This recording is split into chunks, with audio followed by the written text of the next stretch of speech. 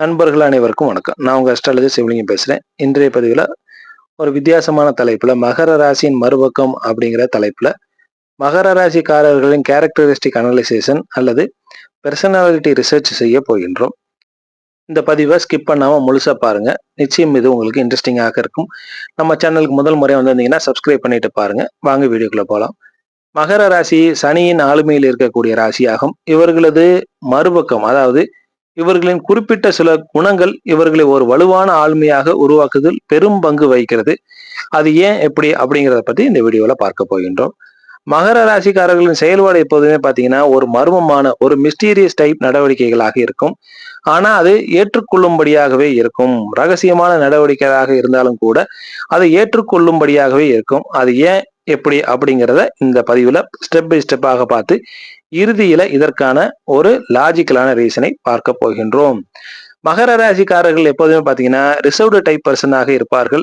கடினமான வார்த்தைகளை பேசக்கூடியவர்களாக இருப்பார்கள். அடுத்தவர்களை எளிதாக இன்ஃபுளுன்ஸ் செய்யக்கூடிய சக்தி இவர்களிடம் இருக்கும். அதை பயன்படுத்தி மிக எளிதாக அடுத்தவர்களிடம் தன்னை நல்லவன் சிறந்தவன் என்று ப்ரொஜெக்ட் செய்யும் பலம் இவர்களுக்கு உண்டு.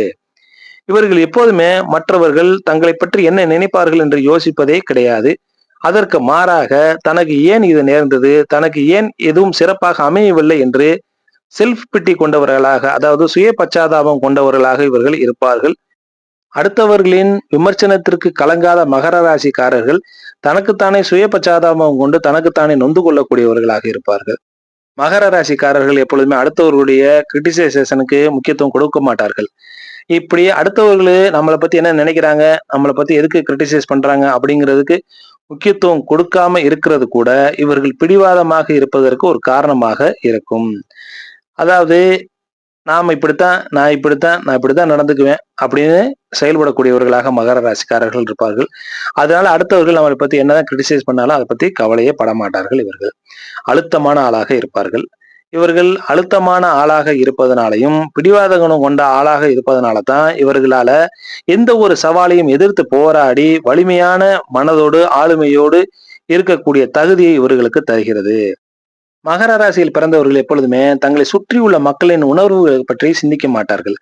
அடுத்தவங்க எப்படி இருப்பாங்க, என்ன நினைப்பாங்கன்றலாம் இவங்க அதை பத்தி யோசிக்கவே மாட்டாங்க. எளிதில் மற்றவர்களோடு மிங்கிள் ஆக மாட்டார்கள்.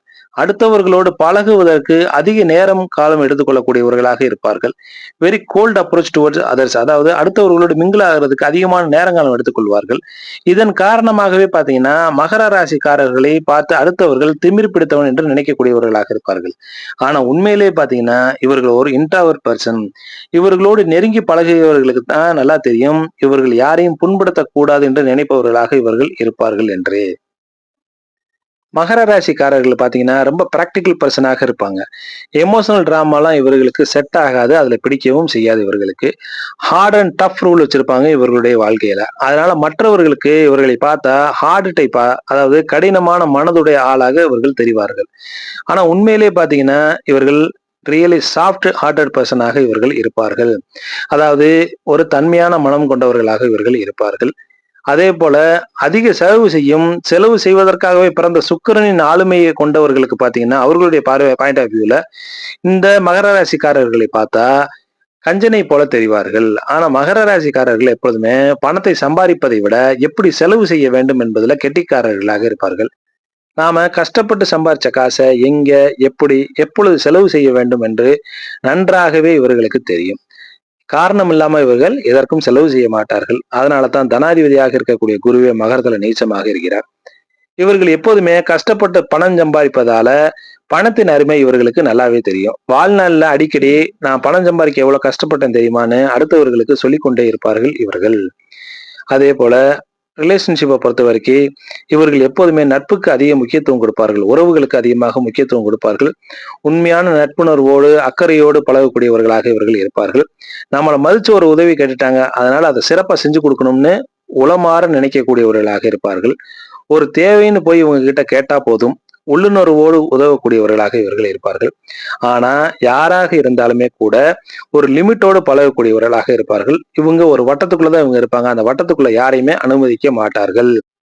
ஆணாக இருக்கும் பட்சத்துல பெண் நண்பர்களிடம் ரொம்ப ரொமான்டிக்காக பழகுவார்கள். வெளியில பார்க்க ரொமான்டிக்காக இல்லாத மாதிரி தெரிஞ்சாலும் கூட, ரொம்ப ஹார்ட் அண்ட் டஃப் தெரிஞ்சாலும் கூட இவங்க ரொம்ப ரொமான்டிக்கான பெர்சனே.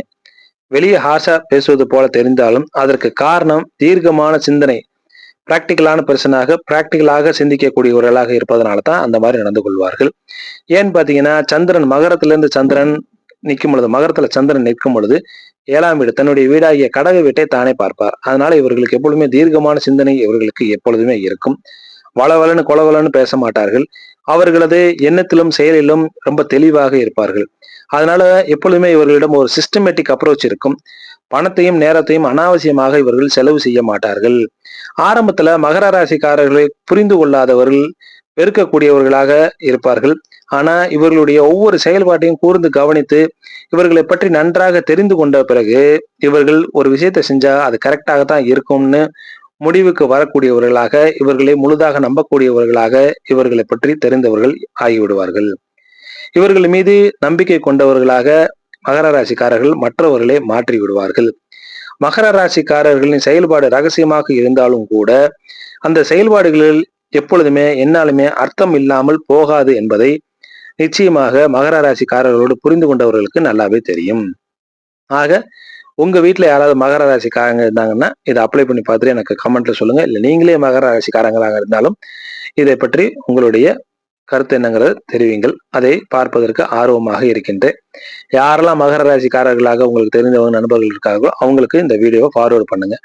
அவங்களும் இதை கேட்டு கருத்துக்களை பரிமாறட்டும். சரி நண்பர்களே, இந்த பதிவு நிச்சயம் உங்களுக்கு பயனுள்ளதாக இருக்கும் நம்புறேன். மீண்டும் நல்லதொரு பதிவில் உங்களை வந்து சந்திக்கும் வரை விடைபெறுகிறேன். நன்றி, வணக்கம்.